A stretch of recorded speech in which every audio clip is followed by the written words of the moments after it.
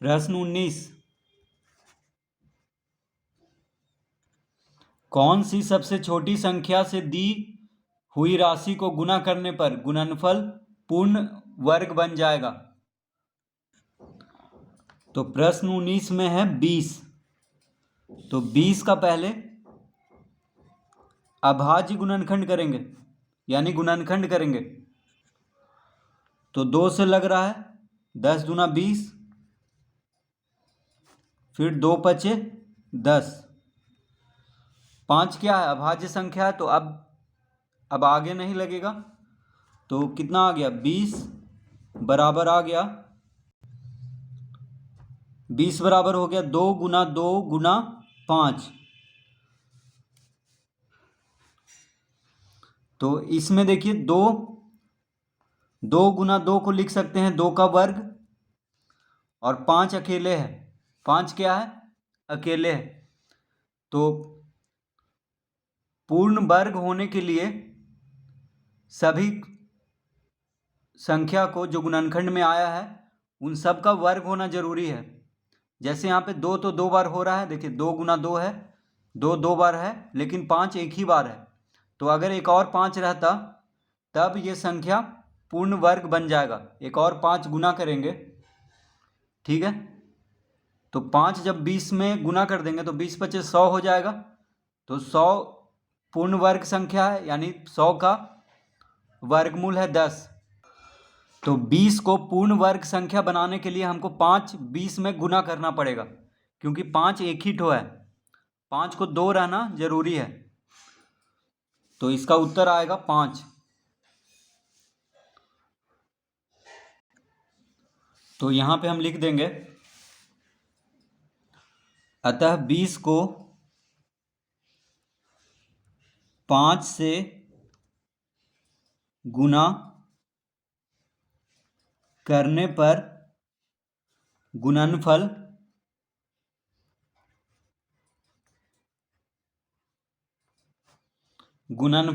पूर्ण वर्ग बन जाएगा।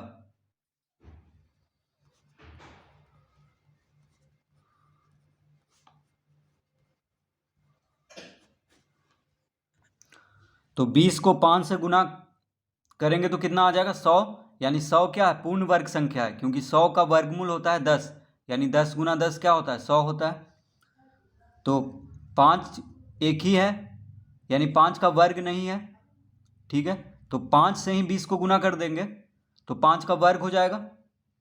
तो 20 क्या बन जाएगा? 100, यानी 100 क्या है? पूर्ण वर्ग संख्या। तो इसका उत्तर आएगा 5।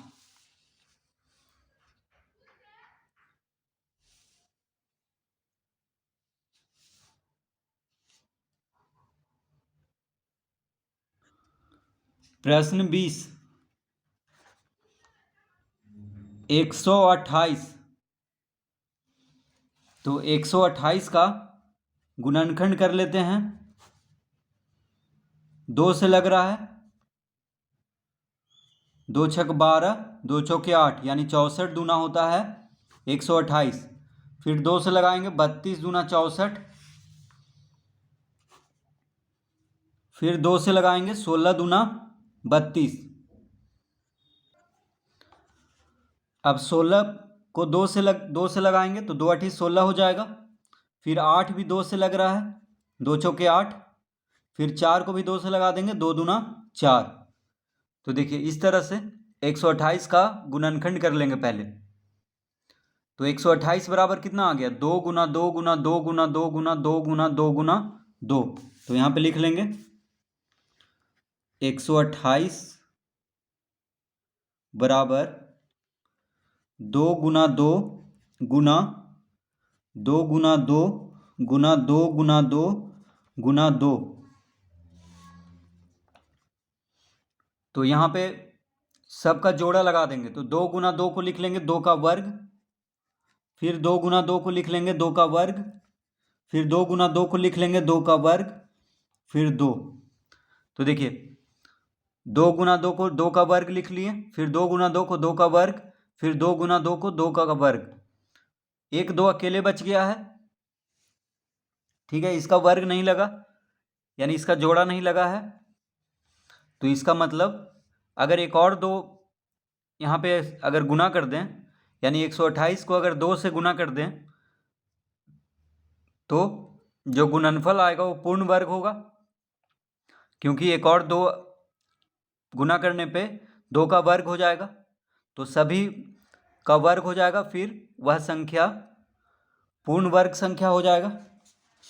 तो जिसका वर्ग नहीं हुआ है बस उसी से गुना करेंगे 128 को। तो 2 का वर्ग नहीं है, यानी 2 एक ही है, तो 2 से ही 128 को गुना करेंगे। तो लिखेंगे अतः 128 को 2 से गुना करने पर गुणनफल पूर्ण वर्ग बन जाएगा। ठीक है, तो इसका उत्तर आएगा 2। इसका उत्तर क्या आएगा? इसका उत्तर 2 आएगा।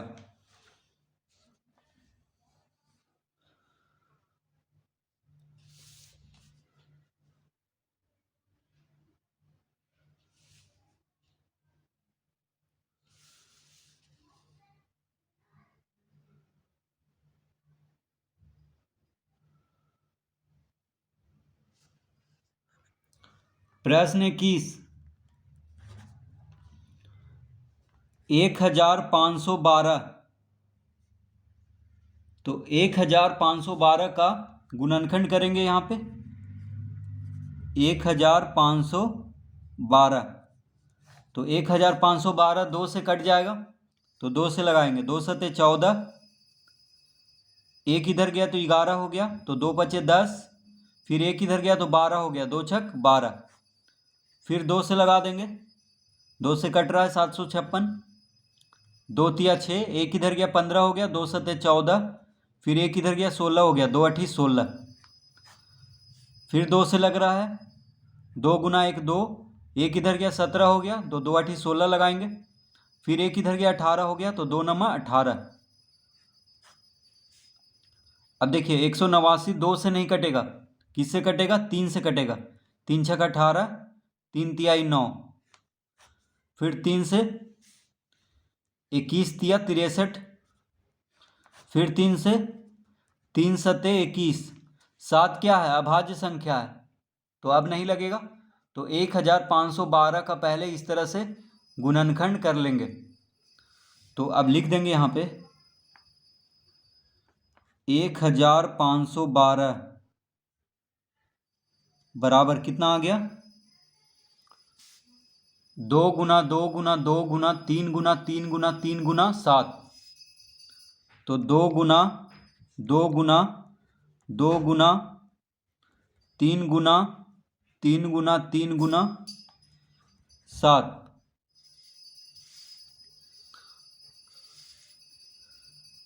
अब सबका जोड़ा लगाएंगे। ठीक है, तो 2 गुना 2 को लिख सकते हैं 2 का वर्ग, 3 गुना 3 को लिख सकते हैं 3 का वर्ग।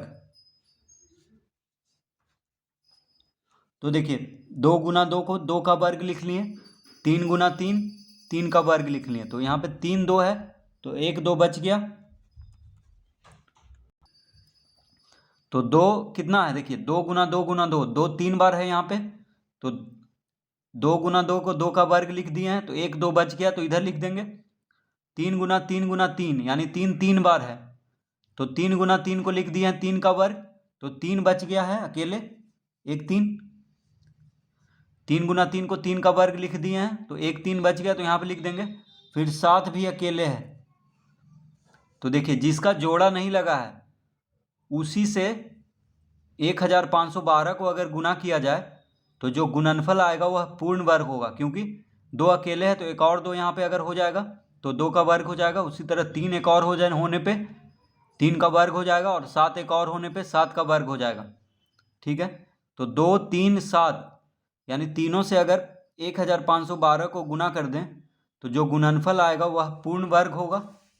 तो लिखेंगे अतः 1512 को 2 गुना 3 गुना 7 बराबर कितना आ जाएगा? देखिए तीनों को गुना करेंगे तो 7 या 21, 21 दूना 42।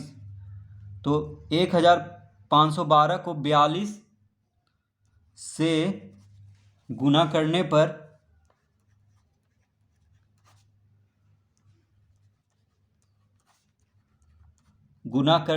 गुणनफल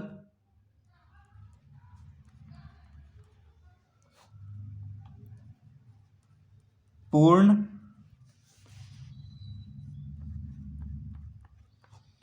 वर्ग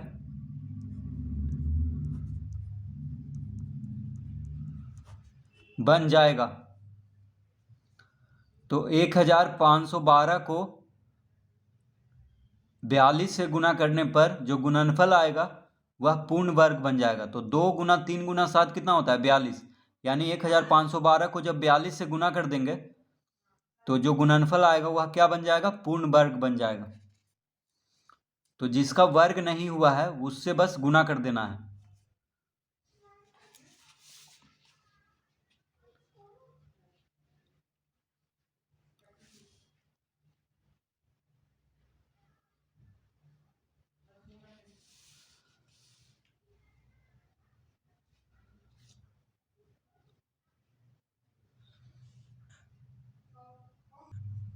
प्रश्न 22, 16,632। तो 16,632 का पहले गुणनखंड करेंगे।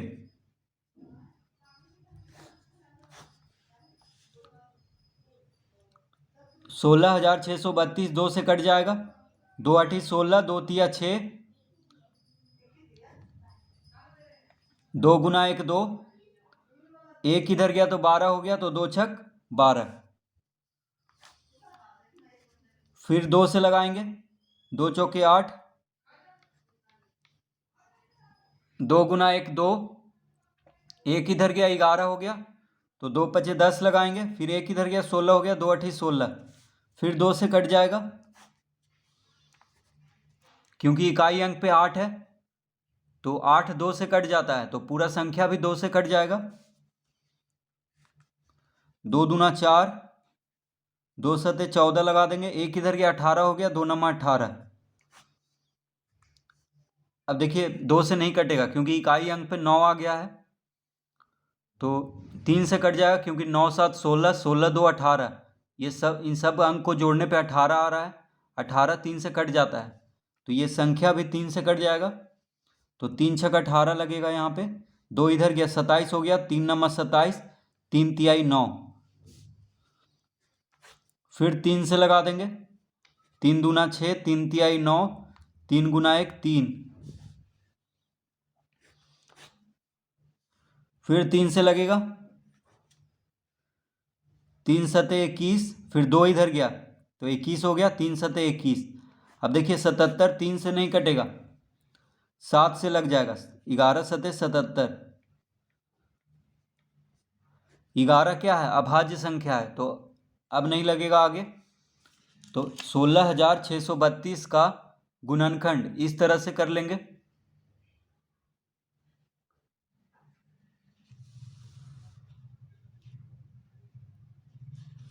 अब यहाँ पे हम लिख देंगे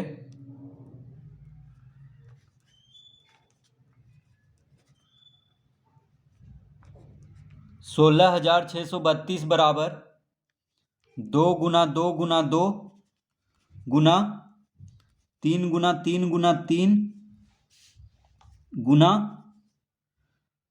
7 गुना 11। तो इसको लिख देंगे 2 गुना 2 गुना 2, फिर 3 गुना 3 गुना 3 गुना 7 गुना 11, इस तरह लिख देंगे।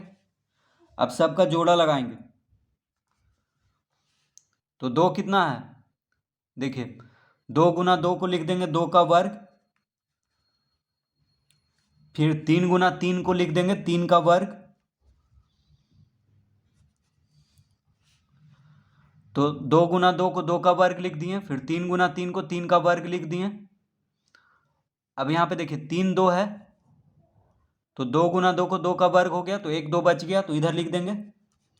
उसी तरह यहाँ पे 3 कितना है, 3 बार है, तो 3 गुना 3 को 3 का वर्ग लिख दिए, तो 1 3 बच गया है, तो यहाँ पे लिख देंगे गुना 7 गुना 11, तो 7 भी अकेले है, 11 भी अकेले है।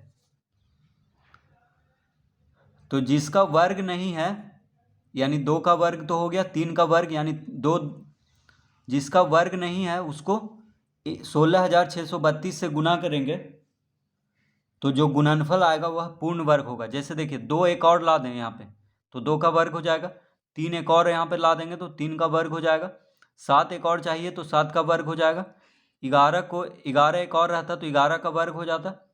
ठीक है, तो जिसका वर्ग नहीं है उसी से 16,632 को गुना करना है, तो लिखेंगे यहाँ पे अतः 16,632 को 2 गुना 3 गुना 7 गुना 11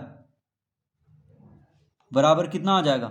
देखिए 2 गुना 3 गुना 7 गुना 11 कितना होगा, तो 3 दूना 6, 6 गुना 7 होता है 42, 42 गुना 11 आ जाएगा 462, यानी 16,632 को अगर 462 से गुना कर दें तो जो गुणनफल आएगा वह पूर्ण वर्ग होगा। तो लिखेंगे 16,632 को 462 से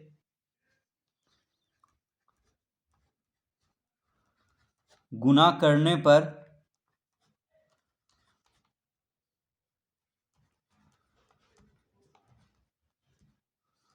गुणनफल पूर्ण वर्ग बन जाएगा।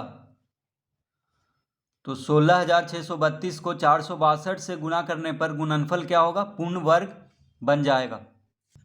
तो इस तरह से इसको हल करेंगे।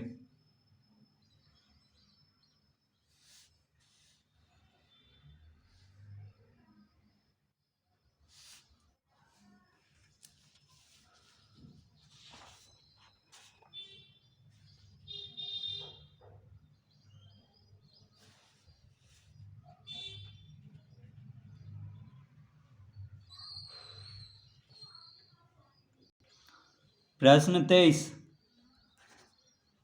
34,125, तो 34,125 का गुणनखंड करेंगे,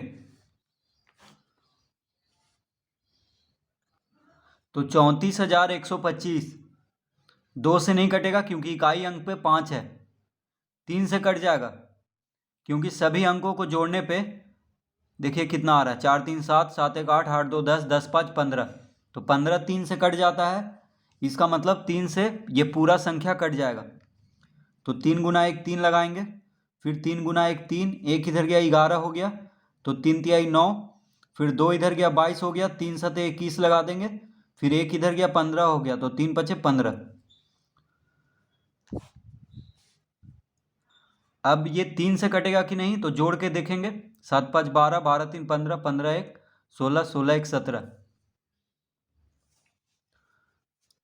तो 17 3 से नहीं कटता है, इसका मतलब यह 3 से नहीं कटेगा, तो किस से कटेगा, 5 से, क्योंकि इकाई अंक पे 5 है, तो 5 से कट जाएगा, 5 दूना 10, एक इधर गया 13 हो गया, तो फिर 5 दूना 10 लगाएंगे, 3 इधर गया 37 हो गया, तो 5 सते 35 लगाएंगे, फिर 2 इधर गया 25 हो गया, 5 पचे 25 लगा देंगे, फिर 5 से लग जाएगा, 5 चौके 20, फिर 2 इधर जाएगा तो 27 हो जाएगा, तो 5 पचे 25 लगाएंगे, फिर 2 इधर जाएगा तो 25, तो 5 पचे 25, फिर 5 से लगेगा, 5 9 45, 5 गुना 1 5, अब देखिए 91, 7 से कट जाएगा ये, 7 गुना 1 7, 2 इधर गया 21 हो गया, तो 7 21 यानी 13 सते 91, अब नहीं लगेगा क्योंकि 13 क्या है, अभाज्य संख्या है। तो इस तरह से 34,125 का गुणनखंड कर लेंगे। तो यहाँ पे लिखेंगे 34,125 बराबर 3 गुना 5 गुना 5 गुना 5 गुना 7 गुना 13। इस तरह लिख लेंगे। तो देखिए किसका किसका जोड़ा लग रहा है, 3 एक ही है, 5 देखिए 3 बार है, तो 5 गुना 5 को लिख लेंगे 5 का वर्ग। ठीक है, 5 गुना 5 को 5 का वर्ग लिख लिए। तो जोड़ा लगाना है, तो 5 गुना 5 हो गया 5 का वर्ग, 3 अकेले है तो यहाँ पे लिख देंगे। फिर 5 गुना 5 गुना 5 यानी 5 3 बार आ रहा है, तो 5 गुना 5 को लिख दिए 5 का वर्ग, तो एक 5 बच गया है तो यहाँ पे लिख देंगे। 7 भी अकेले है और 13 भी अकेले है।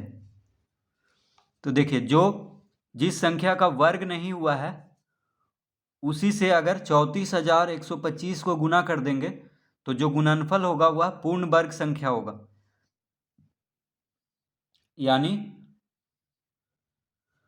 3 गुना 5 गुना 7 गुना 13 से अगर 34,125 को गुना कर दें तो गुणनफल क्या होगा, पूर्ण वर्ग संख्या होगा। तो इसको हम लिखेंगे, यानी जिसका वर्ग नहीं है उसी से इसको गुना करना है।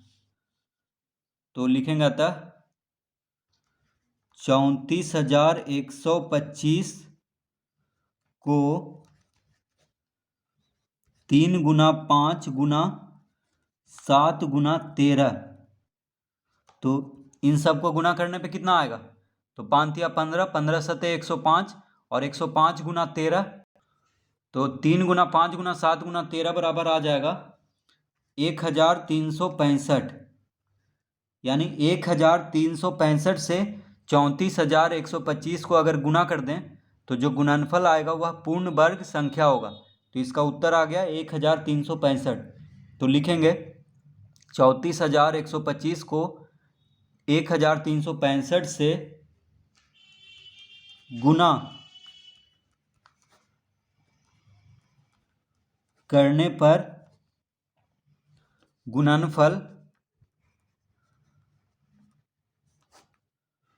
पूर्ण वर्ग